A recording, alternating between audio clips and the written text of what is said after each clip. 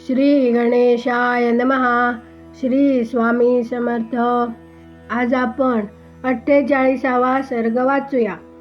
राजा सुमतीकडून सत्कृत होऊन एक रात्र विशाल नगरीत राहून मुनींसहित श्रीरामाचे मिथिलापुरीत पोहोचणे आणि तेथे रिकाम्या आश्रमाविषयी विचारल्यावर विश्वामित्रांचे त्यांना अहिल्येला शाप प्राप्त झाल्याची गोष्ट सांगणे. तेथे एकमेकांच्या भेटीच्या वेळेस एक दुसऱ्याचे कुशल मंगल विचारून गप्पांच्या शेवटी राजा सुमतीने महामुनी विश्वामित्रांना म्हटले, ब्रह्मन आपलं कल्याण असो. हे दोन्ही राजकुमार देवाप्रमाणेच पराक्रमी आहेत असे वाटते. त्यांची चाल हत्तीप्रमाणे आणि सिंहाप्रमाणे आहे. हे दोघे वीर व्याघ्र व वृषभाप्रमाणे प्रतीत होत आहेत. त्यांचे डोळे मोठे उमललेल्या कमलांप्रमाणे शोभून दिसत आहेत. या दोघांनी तलवार, तरकस आणि धनुष्य धारण केलेले आहे. आपल्या रूपाने ते दोन्ही अश्विनी कुमारांनाही लाजवतील आणि ते तारुण्यावस्थेजवळ येऊन पोहोचलेले आहेत. त्यांना पाहून असे वाटते की जणू दोन देवकुमारच देवेच्छेमुळे देवलोकातून पृथ्वीवर आलेले आहेत. मुनी, हे दोघे कुणाचे पुत्र आहेत आणि कशासाठी इथे चालत आलेले आहेत? ज्याप्रमाणे चंद्र सूर्य आकाशातील शोभा वाढवतात, त्याचप्रमाणे हे दोन्ही कुमार या प्रदेशाची शोभा वाढवित आहेत. त्यांची उंची, मनोभावसूचक संकेत, बोलणं चालणं यात हे दोघेही एकमेकांप्रमाणेच आहेत. श्रेष्ठ आयुध धारण करणारे हे दोन नरश्रेष्ठ वीर या दुर्गम मार्गात कशासाठी आलेले आहेत हे मी पूर्णपणे ऐकू इच्छितो. सुमतीचे हे बोलणे ऐकून विश्वामित्रांनी त्यांना सर्व वृत्तांत सविस्तर ऐकविला.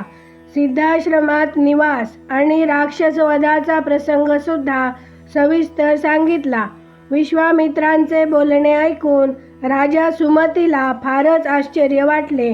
त्याने परम आदरणीय अतिथी रूपात आलेल्या त्या दोन दशरथ पुत्रांचा विधिपूर्वक आदर सत्कार केला. सुमतीकडून उत्तम आदर सत्कार घेऊन ते दोन्ही रघुवंशी कुमार तेथे एक रात्र राहिले आणि सकाळी उठून मिथिलेच्या दिशेने निघून गेले. मिथिलेत पोहोचून जनकपुरीची सुंदर शोभा पाहून सर्व महर्षी वा वा म्हणून प्रशंसा करू लागले. मिथिलेच्या उपवनात एक जुना आश्रम होता.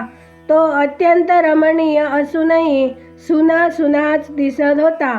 तो पाहून श्रीरामचंद्रांनी मुनिवर विश्वामित्रांना विचारले, भगवान, हे कोणतं स्थान आहे? हे दिसायला आश्रमाप्रमाणे आहे, पण एकही मुनी इथे दिसत नाही. मी हे ऐकू इच्छितो की हा आश्रम पूर्वी कोणाचा होता?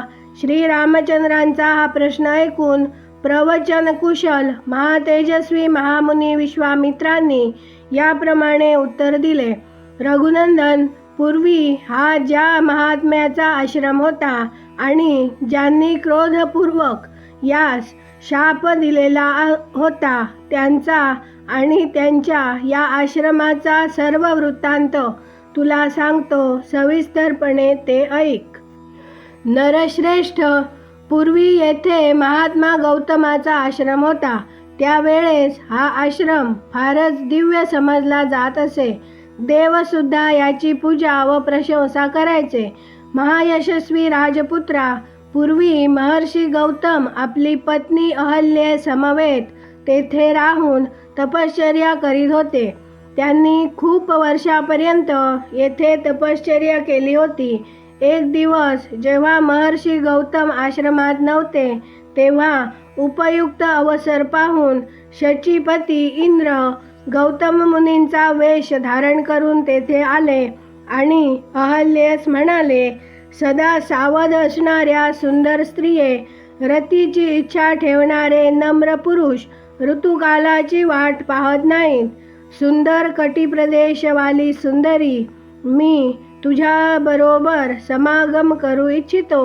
रघुनंदन, महर्षी गौतमांचा वेश धारण करून आलेल्या इंद्रांना ओळखून सुद्धा त्या दुर्बुद्धी बाईने अहो देवराज इंद्र माझी इच्छा करतात या कुतूहलाने त्यांच्याबरोबर समागमाचा निश्चय करून त्या प्रस्तावाचा तिने स्वीकार केला.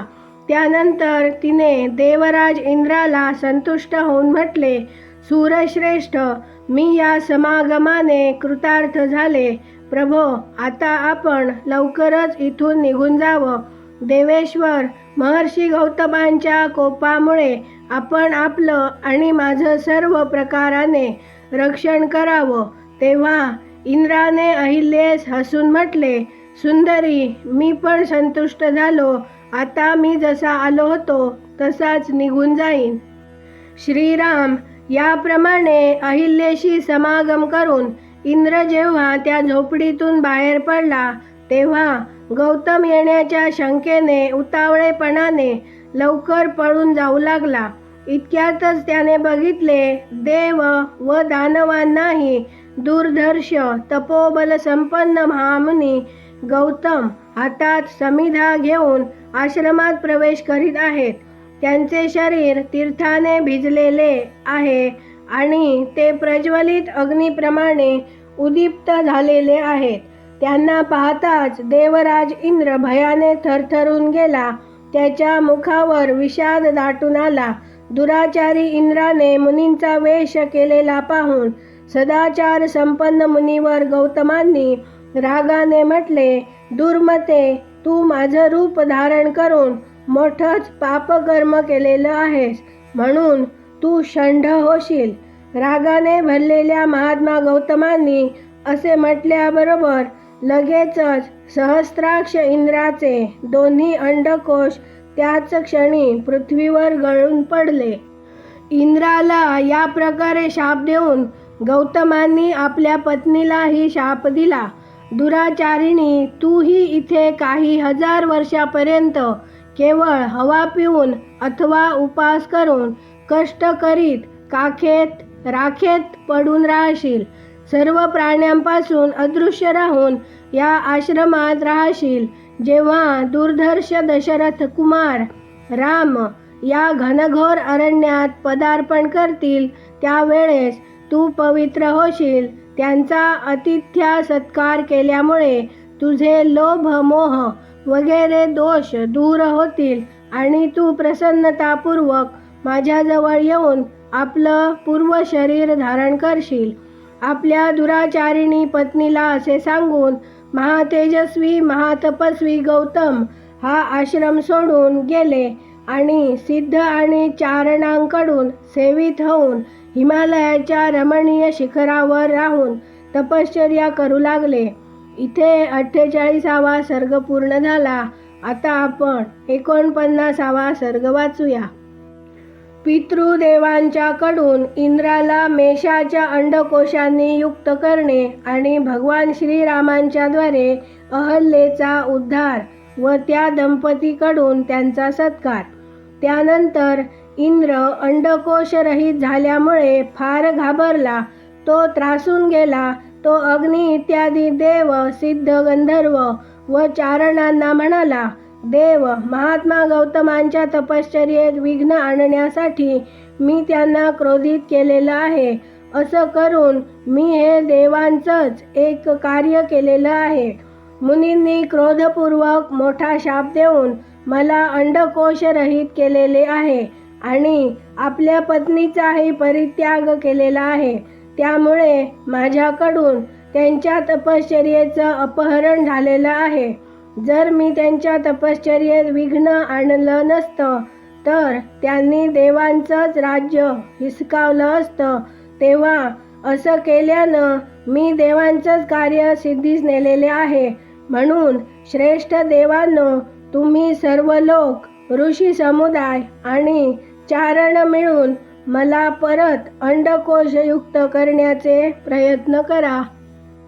इंद्राचे हे बोलणे ऐकून मरुद्गणांसहित अग्नी इत्यादी सर्व देव, काव्यवाहन इत्यादी पितृदेवांकडे जाऊन म्हणाले, पितृगण, हा आपला मेष अंडकोशयुक्त आहे आणि इंद्र अंडकोशरहित केला गेला आहे. तेव्हा या मेषाचे दोन्ही अंडकोश घेऊन आपण लवकर इंद्राला अर्पण करावेत. अंडकोशरहित केलेला हा मेष इथेच आपल्याला परमसंतोष देईल. तेव्हा जे कोणी आमच्या प्रसन्नतेसाठी अंडकोशरहित मेष दान करतील त्यांना आम्ही लोक त्या दानाचं उत्तम व पूर्ण फल देऊ.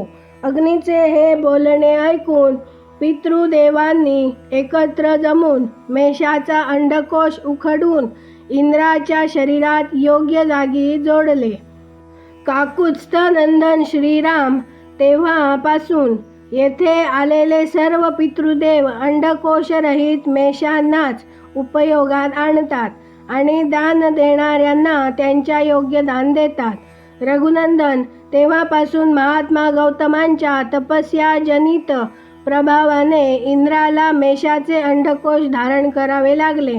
महातेजस्वी श्रीराम, आता तू पुण्यकर्मा महर्षी गौतमांच्या या आश्रमावर चल आणि या देवरूपिणी महाभागा अहिल्येचा उद्धार कर.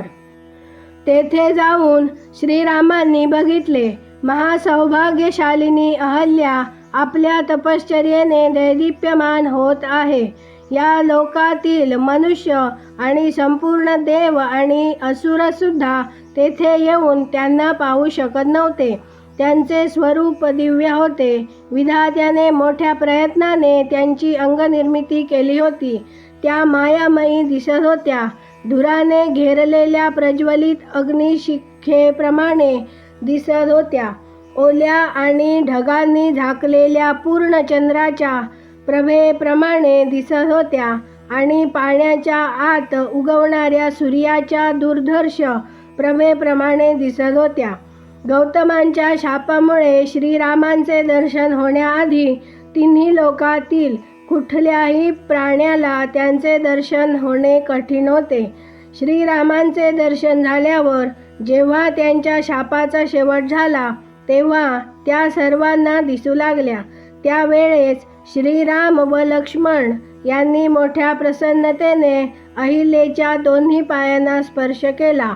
महर्षी गौतमांच्या वचनांचे स्मरण करून अहिल्येने मोठ्या सावधानतेने त्या दोन्ही भावांना आदरणीय अतिथीच्या रूपात स्वीकारले आणि पाद्य, अर्घ्य इत्यादी अर्पण करून त्यांचा आदर सत्कार केला. श्रीरामांनी शास्त्रीय विधीनुसार अहिल्येचे ते आतिथ्य ग्रहण केले. त्यावेळेस देवांची दुंदुभी गरजली. त्याबरोबरच आकाशातून फुलांचा मोठा वर्षाव सुरू झाला. गंधर्व व अप्सरांकडून मोठा उत्सव सुरू झाला. महर्षी गौतमांच्या अधीन राहणाऱ्या अहिल्येने आपल्या तपशक्तीने विशुद्ध रूप प्राप्त करून घेतले. हे पाहून सर्व देव त्यांना आशीर्वाद देत देत त्यांची प्रशंसा करू लागले. महातेजस्वी महातपस्वी गौतमही अहल्येला परत मिळवून सुखी झाले. त्यांनी श्रीरामांची विधिवत पूजा करून तपश्चर्येस सुरुवात केली. महामुनी गौतमांकडून विधिपूर्वक उत्तम पूजा आदर सत्कार मिळाल्यावर श्रीरामही मुनिवर विश्वामित्रांबरोबर मिथिलापुरीला गेले. इथे 49वा सर्ग पूर्ण झाला. उद्या आपण 50वा सर्ग वाचूया. मंडळी, काही चूक भूल झालेली असल्यास क्षमा करा. या दुर्मिळ ग्रंथातल्या रामायणाच्या 4 गोष्टी जास्तीत जास्त लोकांपर्यंत पोहोचवण्यासाठी आमच्या चॅनलला सबस्क्राईब करा, शेअर करा, लाईक करा, कमेंट करून आपले विचार कळवा आणि बेल आयकॉनला क्लिक करा. धन्यवाद. जय जय श्रीराम.